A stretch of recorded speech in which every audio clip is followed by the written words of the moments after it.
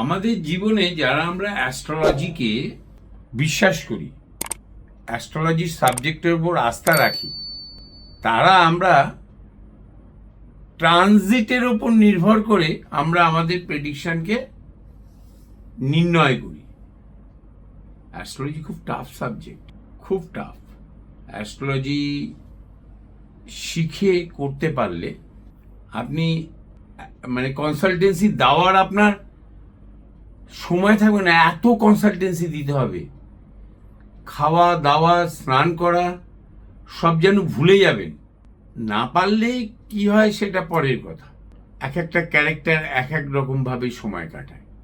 তো আমরা এই অ্যাস্ট্রোলজি ট্রানজিটের ওপর নির্ভর করে আমাদের সমস্ত প্রেডিকশন, আমাদের কি কালার, রং বা থেরাপি বা প্রতিকার বা রেমেডি। এখন তো লোক এসে বলছে একটা রেমেডি দেবেন না পাথর নেওয়ার পর।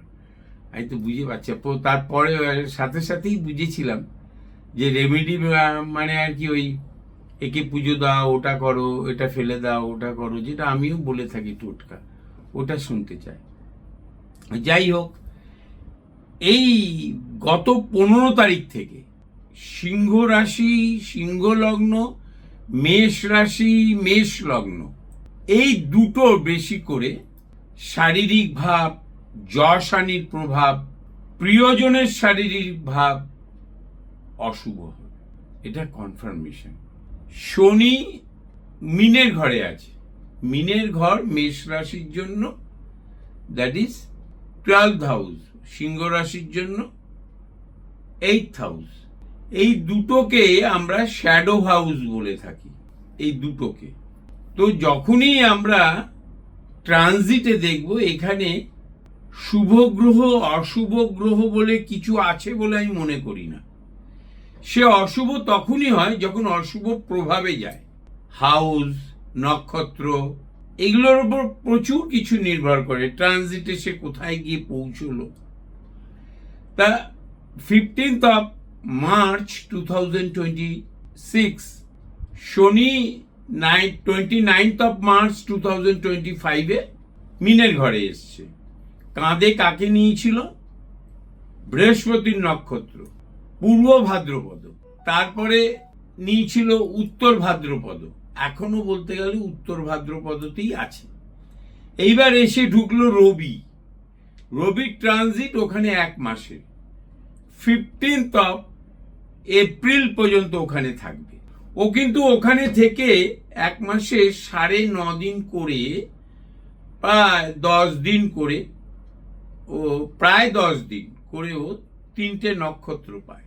প্রথম পূর্ব ভাদ্রপদ একটু কম দিন পায়, কারণ এটা 2 ঘরেই আছে। একটা ও কুম্ভের ঘরে আছে এবং ও মিনের ঘরে আছে। এরপর ওখানে এসে 2-4 শুক্র আসবে। শুক্র তো 26 তারিখে বেরিয়ে যাবে, এই কথাটা আমি বলেছি। শুক্র তেমন কিছু একটা অসুবিধাকর দেবে না। স্যাটিসফ্যাকশন কম দিতে পারে, সন্তুষ্টির অভাব ঘটতে পারে, যশ হানির প্রভাব কিছুটা কমবে শুক্র থাকার জন্য।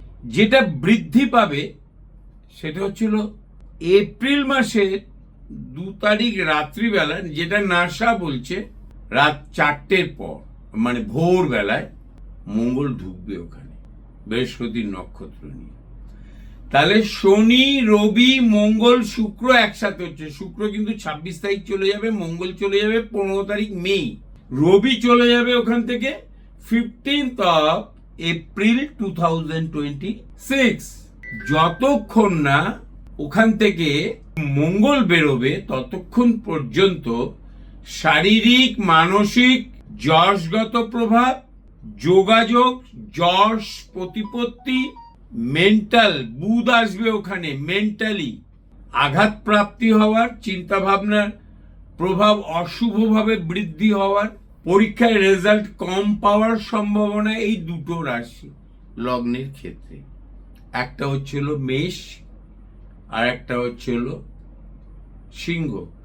মূলত নিজের মানহানি, যে কর্ম তুমি করনি সেই কর্মের জন্য অসম্মান প্রাপ্তি, কারণ বিনা মানহানি, প্রিয়জনের শারীরিকভাবে অশুভ প্রভাব। এটা প্রত্যক্ষভাবে যদি দেখা যায়, প্র্যাকটিক্যালি যার সিংহ রাশি লগ্ন, যার মেষ রাশি লগ্ন, তারা যদি এটা দেখে, নিজেকে দিয়ে বিচার করে, দেখবে আমার কথাটা পুরো ঠিক বলছি। এখানে নাক্ষত্রিক প্রভাবটা খুব একটা দেখার প্রয়োজন নেই, এমনি তো 3টে নক্ষত্র পাবেই, এখানে না পাওয়ার কিছু নেই। নমস্কার।